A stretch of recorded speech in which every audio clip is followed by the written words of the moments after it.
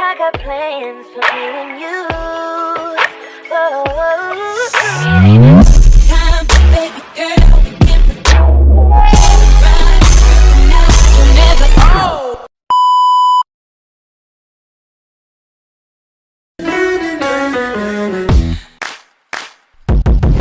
I can't wait for you to come my way.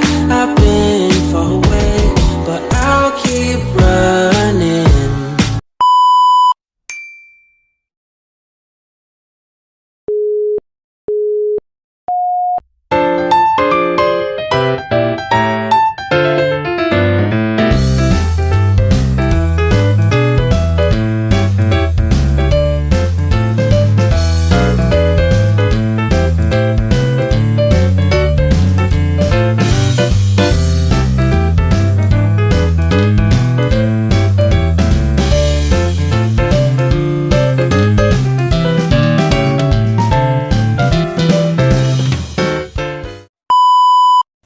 Derajat kesehatan merupakan salah satu unsur penting dalam upaya peningkatan IPM atau Indeks Pembangunan Manusia Bangsa Indonesia yang tidak hanya ditentukan oleh pelayanan kesehatan, tetapi yang lebih dominan adalah kondisi lingkungan dan perilaku masyarakat.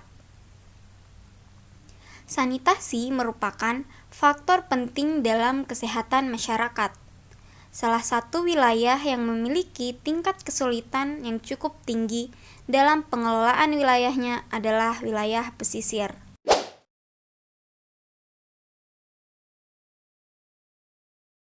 Daerah pesisir merupakan salah satu dari lingkungan perairan yang mudah terpengaruh dengan adanya buangan limbah dari darat. Wilayah pesisir yang meliputi daratan dan perairan pesisir sangat penting artinya bagi bangsa dan ekonomi Indonesia. Wilayah ini bukan hanya merupakan sumber pangan yang diusahakan melalui kegiatan perikanan dan pertanian, tetapi merupakan pula lokasi bermacam sumber daya alam, seperti mineral, gas, dan minyak bumi, serta pemandangan alam yang indah, yang dapat dimanfaatkan untuk kesejahteraan manusia. Perairan pesisir juga penting artinya sebagai alur pelayaran. Deskripsi wilayah pesisir. Batasan dan sifat-sifat wilayah pesisir. Wilayah pesisir adalah daerah pertemuan antara darat dan laut, dengan batas ke arah darat meliputi bagian daratan, baik kering maupun terendam air yang masih mendapat pengaruh sifat-sifat laut, seperti angin laut, pasang surut, serta perembesan air laut yang dicirikan oleh jenis vegetasi yang khas. Wilayah pesisir juga merupakan suatu wilayah peralihan antara daratan dan lautan. Apabila ditinjau dari garis pantai atau coastline, maka suatu wilayah pesisir memiliki dua macam batas atau boundaries, yaitu batas sejajar garis pantai, longshore, dan batas tegak lurus terhadap garis pantai, crossshore. Batas wilayah pesisir ke arah laut mencakup bagian atau batas terluar daripada daerah paparan benua, di mana ciri-ciri perairan ini masih dipengaruhi oleh proses alami yang terjadi di darat, seperti sedimentasi dan aliran air tawar, maupun proses yang disebabkan oleh kegiatan manusia di darat, seperti penggundulan hutan dan pencemaran. Klasifikasi wilayah pesisir. Bila diperhatikan, batasan wilayah pesisir terbagi menjadi dua subsistem, yaitu daratan pesisir dan perairan pesisir. Keduanya berbeda, tetapi saling berinteraksi. Perairan pesisir secara fungsional terdiri dari perairan estuaria, perairan pantai, dan perairan samudra. Klasifikasi wilayah pesisir menurut Komunitas Hayati yaitu 1. Ekosistem litoral yang terdiri dari pantai pasir dangkal, pantai batu, pantai karang, dan pantai lumpur. 2. Hutan payau. 3. Vegetasi terna rawa payau. 4. Hutan rawa air tawar. Dan 5. Hutan rawa gambut.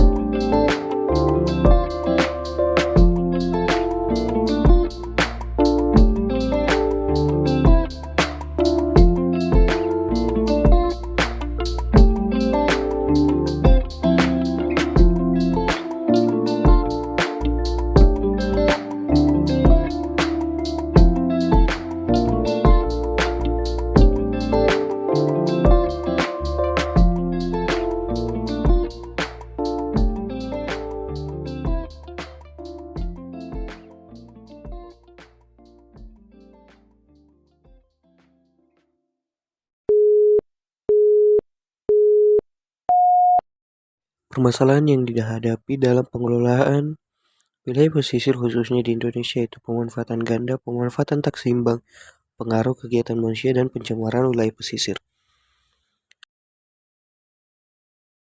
Pemanfaatan tak seimbang, pemanfaatan dan pengembangan wilayah di pesisir di Indonesia adalah ketidakseimbangan pemanfaatan sumber daya tersebut ditinjau dari sudut penyebarannya dalam tata ruang nasional.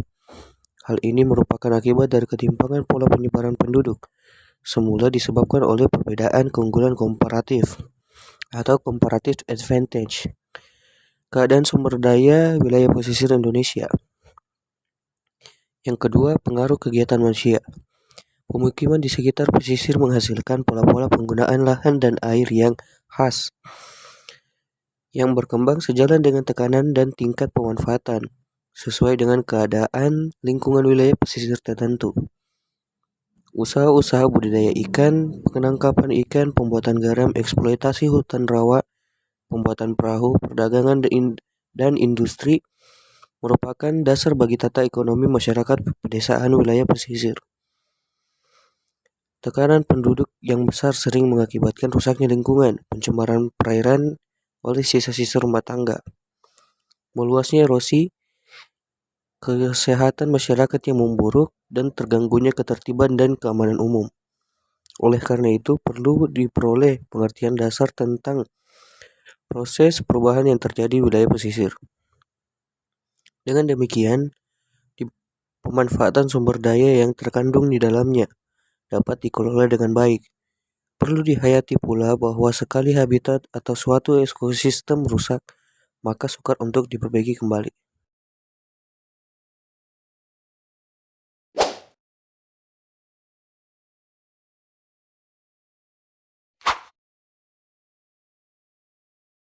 Kesehatan merupakan unsur kesejahteraan yang harus diwujudkan dan hak asasi bagi setiap manusia. 4 faktor utama yang mempengaruhi status kesehatan masyarakat yaitu genetik dari keluarga, lingkungan, perilaku individu, dan fasilitas pelayanan kesehatan. Status kesehatan rendah disebabkan oleh perilaku tidak sehat dari masyarakat.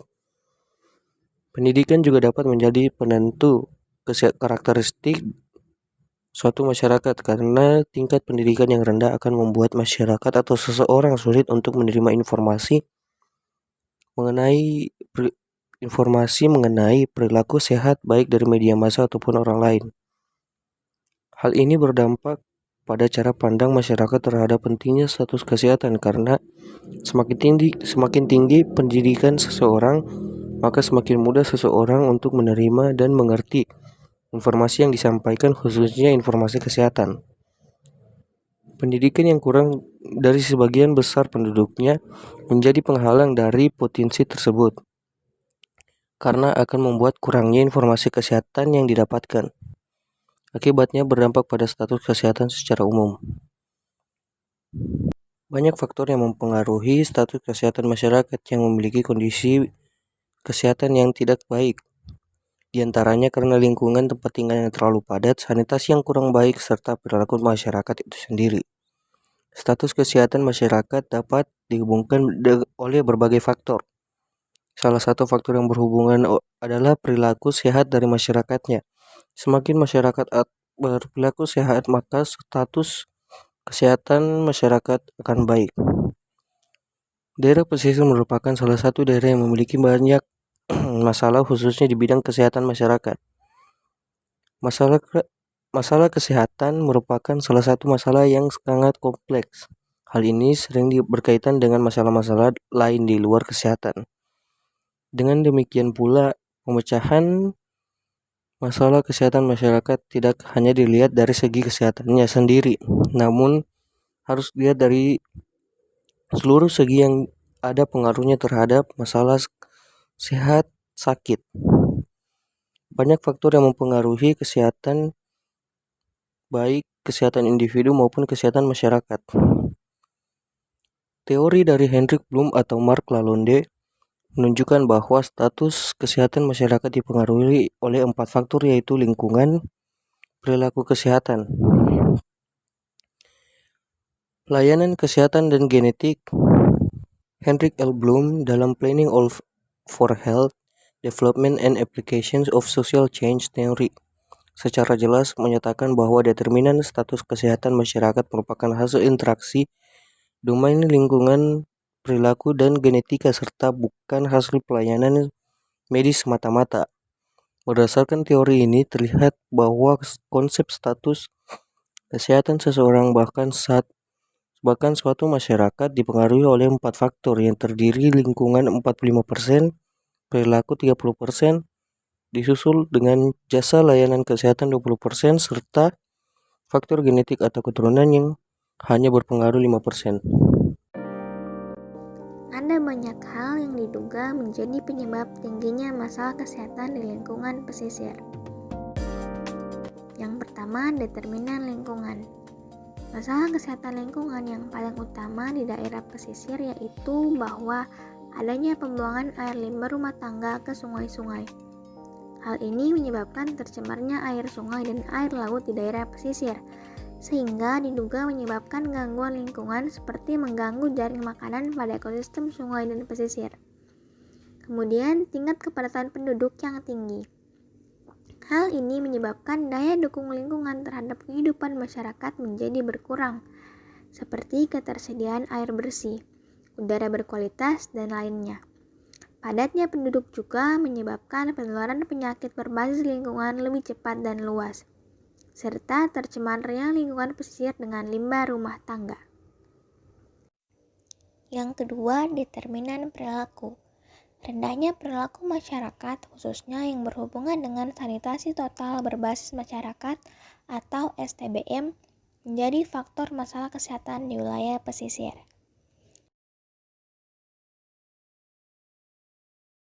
Sanitasi total berbasis masyarakat atau STBM merupakan pendekatan untuk mengubah perilaku hygiene dan sanitasi melalui pemberdayaan masyarakat dengan metode pemicuan. STBM menekankan pada 5 perubahan perilaku hygiene yang dikenal sebagai 5 pilar STBM yang terdiri dari Yang pertama, stop buang air besar sembarangan atau stop BABS.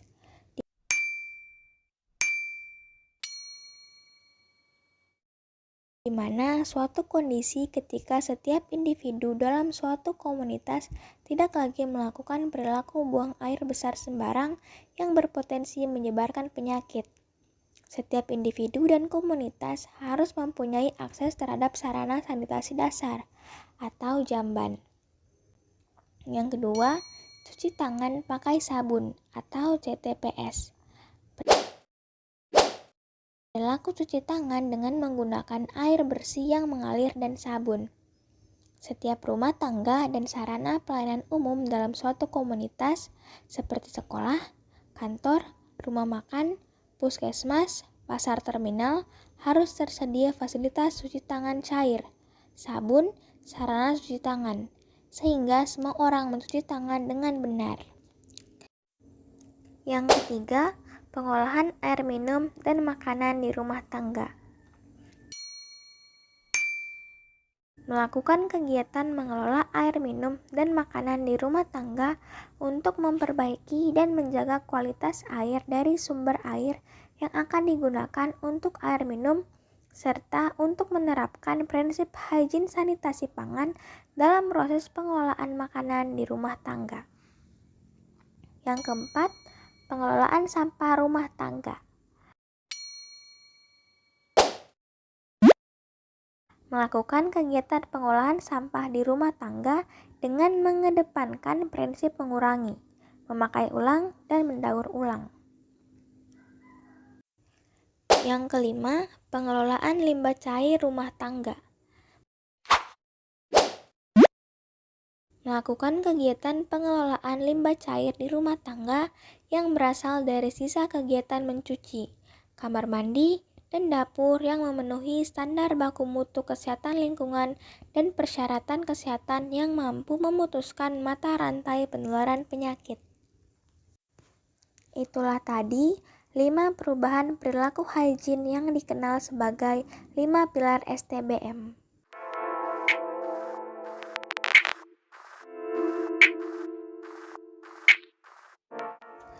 Determinan yang terakhir yaitu determinan sosial. Salah satu indikator dalam determinan sosial yaitu tingkat pendapatan. Tingkat pendapatan menentukan pada tinggi rendahnya tingkat kemiskinan. Kemiskinan juga menjadi salah satu masalah di daerah pesisir. Beberapa kepustakaan menyebutkan bahwa penilaian status kesehatan masyarakat salah satunya dinilai dari tingkat pendapatan. Hal ini disebabkan karena dengan tingginya tingkat pendapatan, maka akses terhadap pelayanan kesehatan yang prima akan mudah diperoleh. Selain itu, tingginya pendapatan dapat membuat masyarakat memodifikasi lingkungan rumah dan sekitarnya, termasuk jamban dan sumur, sehingga sesuai dengan syarat yang ditentukan. Determinan sosial ekonomi kesehatan merupakan kondisi-kondisi sosial dan ekonomi yang melatari kehidupan seseorang yang mempengaruhi kesehatan.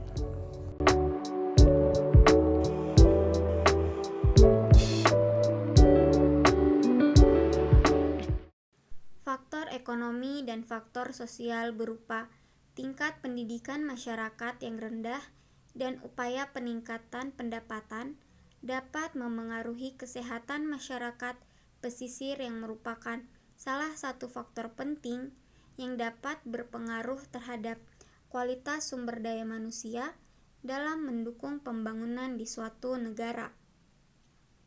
Dalam kesehatan masyarakat, terdapat 4 faktor utama yang mempengaruhi status kesehatan seseorang atau suatu komunitas masyarakat, yaitu faktor yang meliputi genetik dari keluarga, lingkungan sekitar seperti sosial masyarakat, ekonomi yang berkembang, politik dan budaya setempat, perilaku termasuk gaya hidup individu, dan fasilitas pelayanan kesehatan.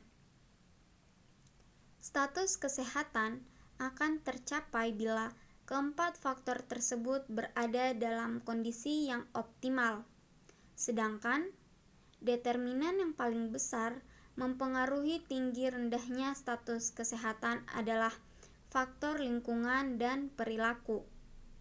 Oleh karenanya, perlu diupayakan lingkungan yang sehat dan perilaku hidup sehat, dan menunjukkan bahwa perlu adanya peran serta pemerintah dan masyarakat dalam upaya mengatasi masalah kesehatan masyarakat.